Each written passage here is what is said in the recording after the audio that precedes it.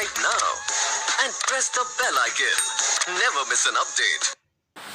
अस्सलाम वालेकुम स्टूडेंट्स, जैसा कि जी हमने आपसे प्रॉमिस किया था कि इंशाल्लाह ताला आरएनए एंड डीआरएनए के डिफरेंस के साथ एक डिटेल्ड वीडियो लेकर के जल्द ही आपकी खिदमत में हाजिर होंगे। Here we are. तो जी ये क्वेश्चन काफ़ी दफ़ा डिफरेंट बोर्ड्स में पूछा जा चुका है, इसलिए जी आज हम इसको कंपाइल करते हैं कि वो कौन कौन से डिफरेंसेस हैं। ऑल्दो हम इस पर काफ़ी डिटेल से बात कर चुके हैं, लेकिन sometimes it is difficult to sort कि जी कौन कौन से पर्टिकुलर पॉइंट्स हमने अलग अलग करके लिखने हैं। दोनों ही वीडियोस को देखना, नोट करना काफ़ी लेंथी हो जाता है, तो इसके लिए जी आपकी आसानी के लिए हम लेके आए हैं एक वीडियो में।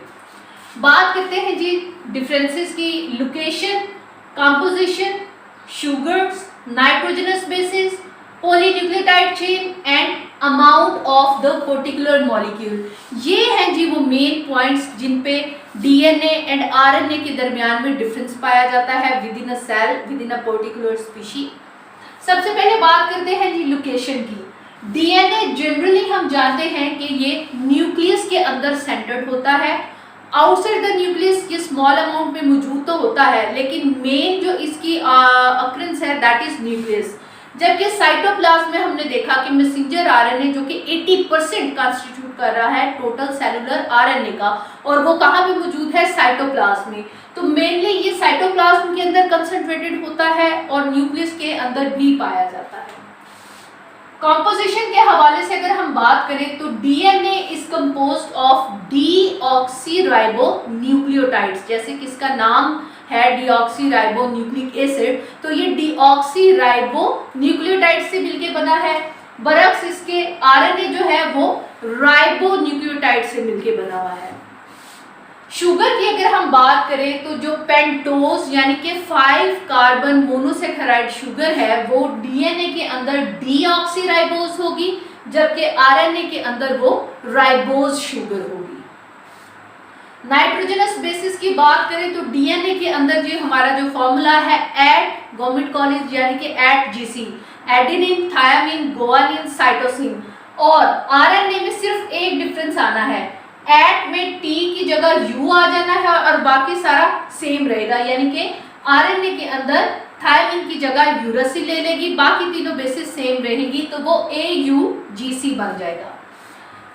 पॉलीन्यूक्लियोटाइड चेन की अगर हम बात करें तो डीएनए को जैसे हम जानते हैं कि इसमें जो डुप्लेक्स स्ट्रक्चर है, दो इसके अंदर पॉलीपेप्टाइड चेन्स मौजूद हैं जो कि एक दूसरे के ऊपर वाइंड हुई हुई हैं, क्वाइल हुई हुई हैं, और इसको एक डबल हेलिक्स की या डुप्लेक्स की शेप दे रही होती हैं। जबकि आरएनए जो है वो एक सिंगल स्ट्रैंडेड स्ट्रक्चर है और बाज़ दफ़ा ये एक ही स्ट्रैंड अपने ही ऊपर फोल्ड हुआ होता है और इसको डबल हेलिक्स की लुक दे रहा होता है, लेकिन एक्चुअली ये सिंगल स्ट्रैंडेड है।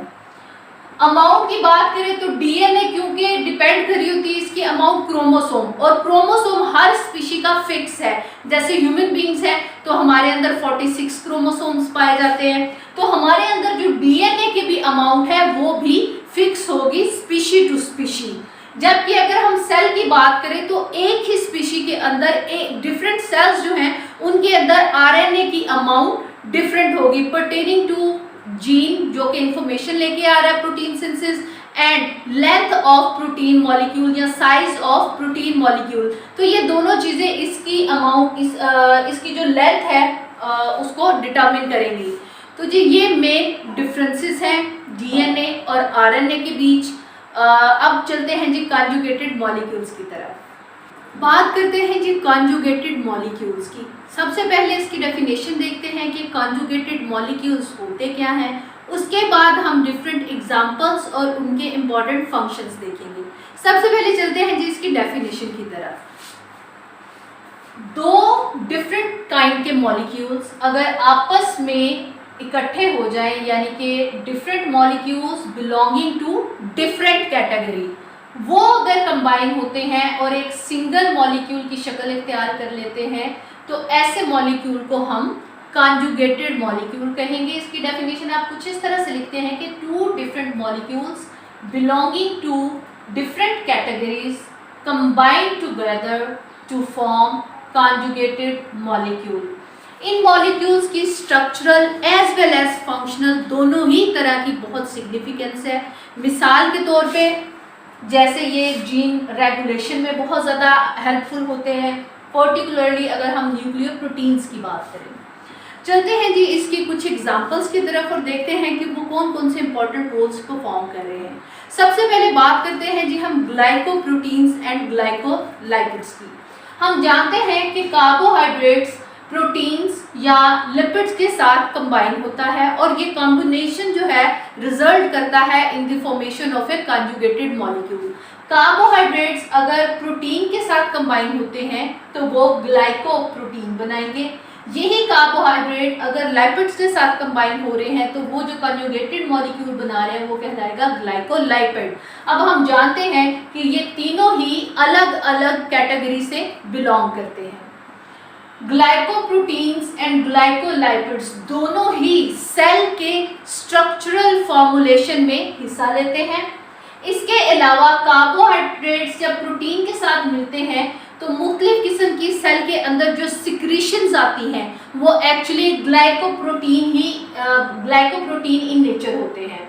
उसके बाद बात करते हैं जी लिपोप्रोटीन्स की, यानी कि लिपिड्स एंड प्रोटीन्स अगर आपस में कंबाइन होते हैं तो वो लिपोप्रोटीन्स बनाते हैं और ये सेल के अंदर मौजूद डिफरेंट काइंड ऑफ मेम्ब्रेन्स की जो स्ट्रक्चरल फॉर्मुलेशन है उसमें पार्टिसिपेट कर रहे होते हैं।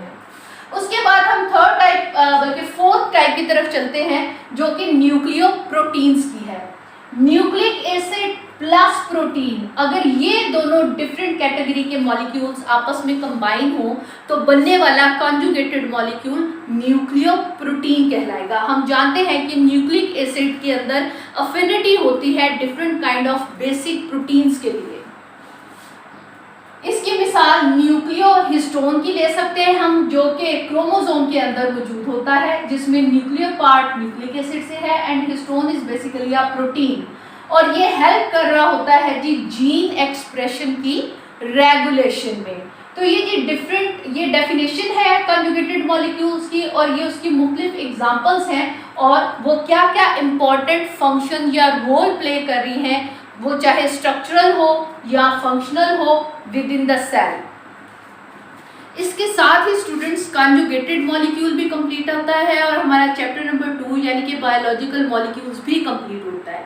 इंशाल्लाह जी जल्द ही आपकी खिदमत में एक डिटेल्ड लेक्चर के साथ हाजिर होंगे जिसमें हम जो ऑब्जेक्टिव टाइप क्वेश्चंस हैं वो भी डिस्कस करेंगे एंड जो सब्जेक्टिव टाइप हैं जिसमें शॉर्ट एंड लॉन्ग क्वेश्चन दोनों ही शामिल होंगे वो डिस्कस करेंगे कि कौन कौन से इंपॉर्टेंट क्वेश्चंस हैं उनको हम किस तरह से आंसर कर सकते हैं। तब तक के लिए जी अपना ख्याल रखिएगा, दुआओं में याद रखिएगा, चैनल को सब्सक्राइब करना, वीडियो को लाइक करना बिल्कुल नहीं भूलना और बेल का आइकन मस्ट प्रेस करना है।